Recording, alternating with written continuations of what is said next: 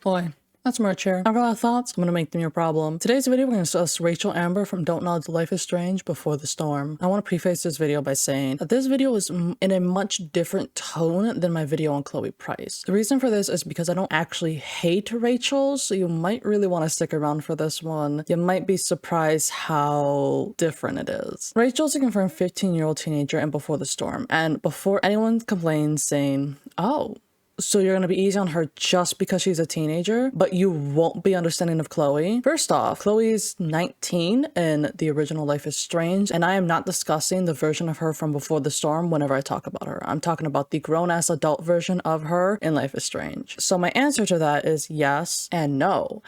Yes, because she is a teenager, and as a result, she doesn't know any better for certain things. She's grown up with a bad influence of a father, a bad influence of a friend, Chloe, and then dies before she can even turn 19. She doesn't have the chance to have proper development, especially in Before the Storm, where they focus on having Chloe obsess over Rachel and focus on nothing else, essentially. But I will also not go too easy on her because it still needs to be talked about. Just because you love a character does not mean that they're toxic, unhealthy, unsafe, or outright dangerous flaws, characteristics, personality traits, behaviors, or ideologies don't need to be pointed out, talked about, or discussed. If you still choose to then love or obsess or romanticize that character, that's fine. And yes, you can also just outright enjoy that character. That is also fine. But it still doesn't mean that those bad things about that character don't need to be talked about and openly discussed, especially so others are aware that, hey, this is actually not a good personality trait. This is not a good thing. Moving on, Before the Storm was released in 2017, and it goes over Chloe's origin story, and it shows us what Chloe had to deal with and go through while Max was gone. It also finally connects us with Rachel, the girl gone missing, Chloe's angel, the charismatic bisexual of Arcadia Bay and Blackwell Academy. While Before the Storm focuses on Chloe, I want to focus on Rachel. Does Rachel display negative behaviors, and are those unhealthy or toxic to herself and others? Yes. Now, taking into account that she is a teenager, of course, a lot of what she does is going to be immature. That's just natural. But here are two things that I noticed that she does. One, constant lying. She's perfectly fine with lying to others in order to get what she wants in life. This is well done during the Principal Wells scene where we see her put on a whole act in front of Wells and her parents and Chloe's mother in the hopes that she can take the blame for Chloe and Chloe won't have to be expelled. While the gesture is sweet and shows how much she already cares for Chloe, it's still not good for her to be so heavily into lying like that. I mean, the theatrics of it all won't last for long. It was clearly overdone, and once she's no longer a teenager, I know for a fact that no one will believe that shit, just like the people at the park, but still, it will lead to further issues in the future where she can't help but to lie. 2, lack of empathy. Now this one is a double-edged sword that I'm going to insert to your face here. In the game, Rachel can either stay in the play and we find out that Victoria is trying to take her spot, and as a result we have to get her to not, or Rachel is removed from the play and Victoria takes her spot in The Tempest. The concerning part is that in both options, we get to drug Victoria in order to get Rachel's spot back. And there was only one option to be such a bitch to her that she drops out. Now, I do understand that in one option, Victoria is the one drugging Rachel. That's why it's a double-edged sword, by the way, because you guys might just say, well, fuck it, she tried to drug our waifu, let's just drug her. That's fine then. How dare you? But the thing is, what the fuck?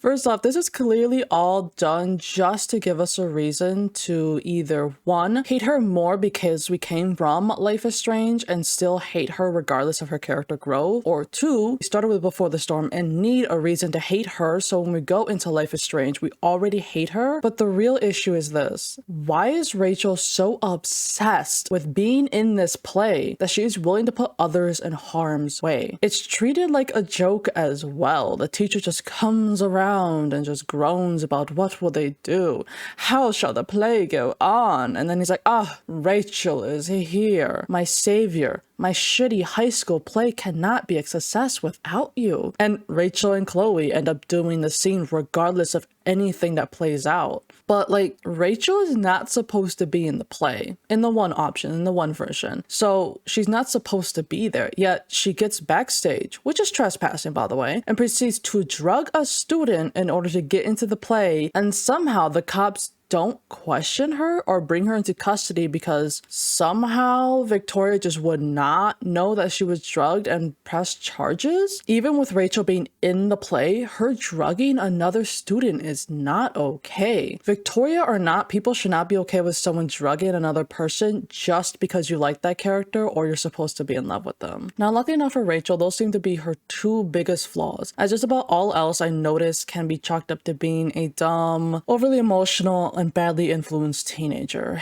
And I did hate saying that. I know a lot of you are probably saying you're being too easy on her, but those are things that she will either get out of as she grows up and reality hits her hard, or things that aren't that unhealthy to truly put into a video and put a spotlight on, is what I'm essentially trying to say. Especially since we have zero clue about what she was like growing up from 15 to 18.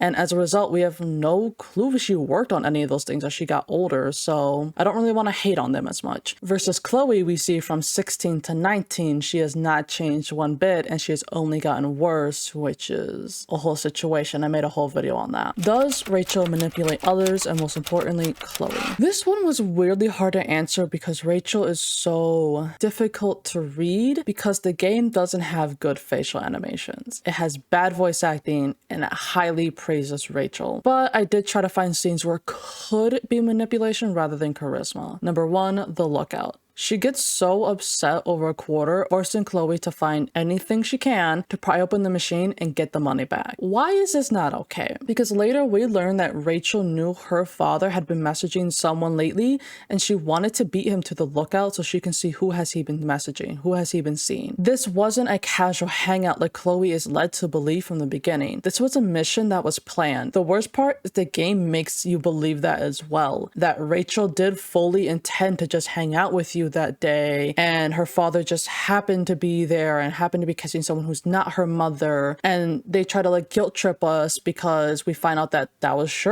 for sure not her mom, so we just end up feeling bad about it rather than discussing the fact that like, hey, you just admitted that you knew your father's been seeing people and messaging people, so you wanted to beat him here. Did you even want to hang out with me? Because I thought that was the point, was us hanging out, not you bringing me on this weird fucked up mission to see who your father's talking to. She then makes Chloe feel even more awkward when she forces her to steal wine. Rachel then gets drunk and lashes out at Chloe. She tricked Chloe into thinking that she actually wanted to spend time with her, to run off with her, to get to know her, and then have this funny and awesome adventure with her, using Chloe's loneliness as something to distract her until she found out who her father was talking to and whether or not her suspicions of her father cheating was true or not. She most likely, in my opinion, would have stopped hanging out with Chloe shortly or immediately after this event if her father didn't show up, or if it was a simple misunderstanding on her part. She would have probably said hi to Chloe here and there in the halls to keep up her image of not being a bitch, because Chloe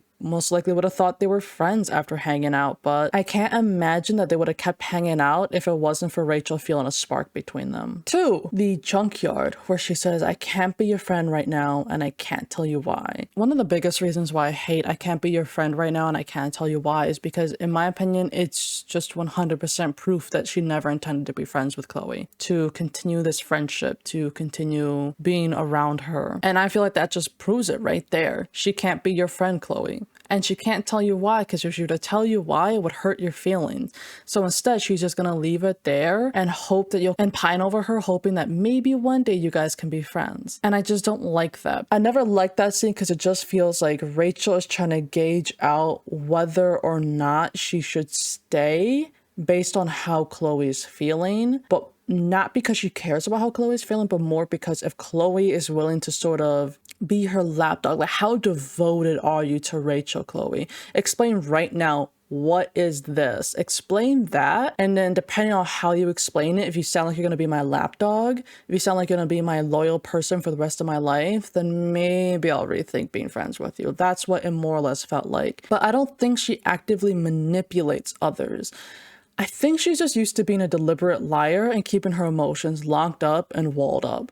She's used to having to be fast thinking to come up with an excuse, a lie, or reason something happened at all moments. She's an overthinker, but I really wouldn't say an overthinker because sometimes they don't think things out at all. She's also used to put on a mask because others perceive her a certain way. They automatically set standards for her upon seeing her. As a result, she has chosen to try to live up to that life and false reality because at least that's better than her actual life. It's better than reality. It's better what her home life is, how she feels inside. But that also puts stress on her as she then needs to continue that life of lying lest others find out the truth that she isn't perfect, that their perceived version of her is false. Did Rachel deserve better? Yes, both Rachel and Chloe deserved better. Don't Nod just didn't give it to them because of lack of proper writing and character development and worrying about creating or adding details to things that are absolutely pointless. For example, in Before the Storm, the whole ending with Rachel's real mom serves no purpose other than drama, an excuse for why aren't Rachel's parents looking for her. The same in Life is Strange with the whole Max getting a new power and alt-reality Chloe gets paralyzed. So why cripple Chloe? The answer is because they wanted us to feel bad for our Chloe, because if William didn't die, then we'd have a crippled Chloe, so please feel bad for current blue-haired Chloe. Is Rachel worse than Chloe? Rachel is sometimes seen as worse than Chloe because many people take future Chloe seeing Rachel dating Frank as a betrayal, as if Rachel was cheating on Chloe, or that Chloe was so obsessed with Rachel that she always thought that maybe one day Rachel would fall in love with her, and because she didn't,